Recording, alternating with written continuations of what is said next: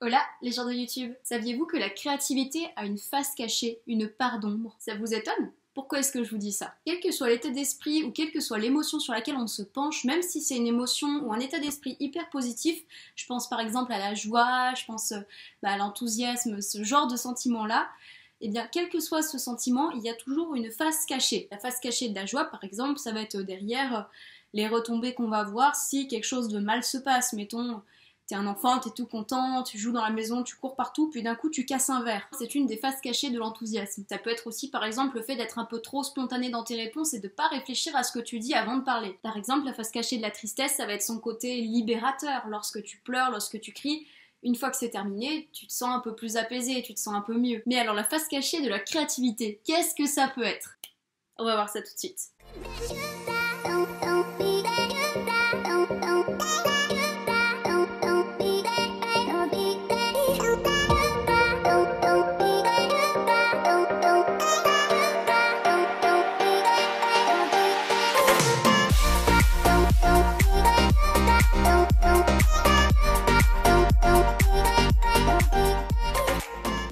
On est tout à fait d'accord que la créativité, une fois qu'on est dedans, on est dans un état de flow, dans un état d'enthousiasme où juste on se sent bien, on a de l'énergie. On a les idées comme ça qui fusent, qui sortent de partout, bref, c'est le feu. Et quand on a de quoi les matérialiser, alors que ce soit des matériaux, que ce soit un stylo et du papier pour écrire, quelle que soit la manière dont on va matérialiser cette créativité, ça va faire du bien. Mais alors quelle peut être la part d'ombre à ça? Eh bien, la part d'ombre de la créativité, quand on l'exprime et qu'on l'exprime bien ou beaucoup, c'est la vulnérabilité. Quand on crée, on s'expose aux critiques des autres, on s'expose à ses propres jugements, on s'expose au jugement des autres, et donc on s'expose au fait de se sentir blessé par ce que disent les autres. Quand tu crées quelque chose, que ce soit une œuvre d'art, que ce soit une entreprise, quelle que soit la chose que tu crées, que ce soit un packaging pour, je sais pas, pour une denrée alimentaire, je sais pas, je dis n'importe quoi, bah, c'est quelque chose qui vient de toi, qui vient du plus profond de toi, et que tu sors comme ça de tes tripes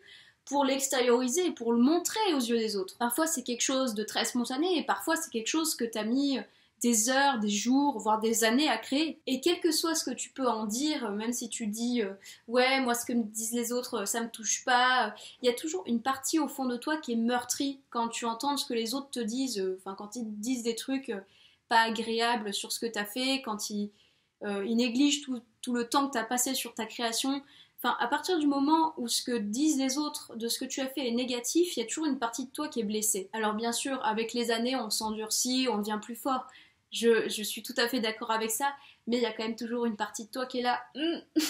Non, ça me plaît pas. Donc quel que soit ce que tu crées, finalement, tu te mets un peu à nu et tu t'exposes au regard des autres. Après, heureusement pour nous, il y a quand même en général une grande majorité des personnes qui sont hyper bienveillantes et qui vont t'encourager vraiment à fond dans ce que tu fais. Mais c'est souvent le petit commentaire ou la petite personne qui va te dire non mais ce que t'as fait c'est nul, c'est ce commentaire-là qui va te toucher, qui va te prendre aux tripes et qui va te faire sentir, je vais pas dire nul, mais ouais, qui va te faire sentir moins bien, quoi. Et oui, pour peu que tu manques de confiance en toi, bah, tu vas juger toi-même ce que tu fais, tu auras tendance à dire oui mais moi ce que j'ai fait c'est nul, même si j'ai passé des heures, regarde, j'arrive à rien.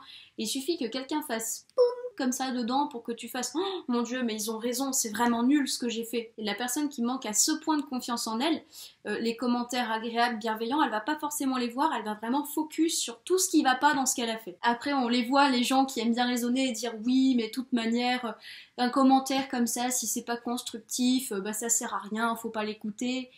Mais je suis tout à fait d'accord avec ça, parce que un commentaire de quelqu'un qui n'est absolument pas au courant de tout le temps que tu as passé à créer, de tout ce que tu as fait, de toute la réflexion que tu as eue derrière ça, et qui juste te fait c'est nul, bah, cette personne, t'as juste envie de l'envoyer bouler, on est d'accord. Mais il n'empêche qu'on reste des êtres humains, et ce genre de choses, c'est quand même touchant, enfin c'est quand même touchant dans le sens où c'est quand même blessant. Là où l'écueil il est, c'est à partir du moment où on se dit ok c'est blessant, mais puisque c'est blessant à ce point, ça me fait trop du mal, j'arrête.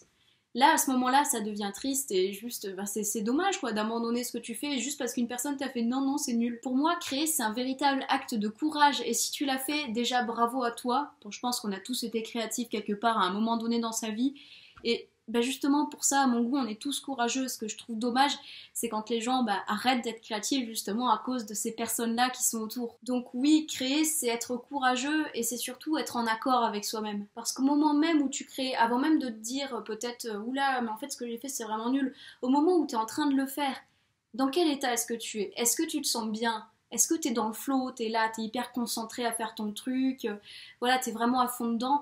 Et à partir du moment où t'es à fond dedans et que t'es content de toi, enfin, et de ce que tu fais au moment où tu le fais, j'ai envie de te dire, c'est tout ce qui compte, parce que ça veut dire que tu es en accord avec toi, tu es en accord avec ce que tu veux. Quand les gens disent ce qui compte, c'est le processus, c'est pas le résultat, je pense que la phrase vient de là.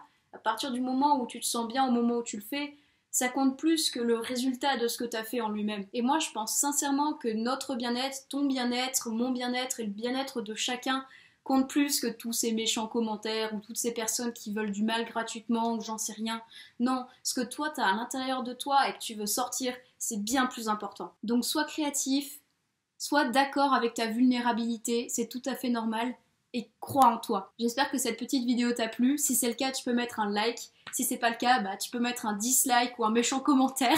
Après tout, c'est ton choix et comme je l'ai dit dans cette vidéo, chacun a le droit de penser ce qu'il veut. Moi, personnellement, j'avance. Bien évidemment, tu peux aussi partager cette vidéo si elle t'a plu. Moi, comme d'habitude, je te laisse mes réseaux sociaux juste ici et en barre d'infos. Mon Instagram @milboxworld et mon Facebook Alban Canet Plastique. Si tu le souhaites, tu peux aussi aller jeter un œil sur mon site web albancanet.com. À la base, c'était alban-canet, mais au final, j'ai enlevé le tiret et j'ai même carrément modifié le site. Donc, il est encore plus beau et il sera en ligne sous peu. Donc, vas-y voir. Sur ce, je te dis à bientôt et je te fais de gros bisous. Gros cœur sur toi.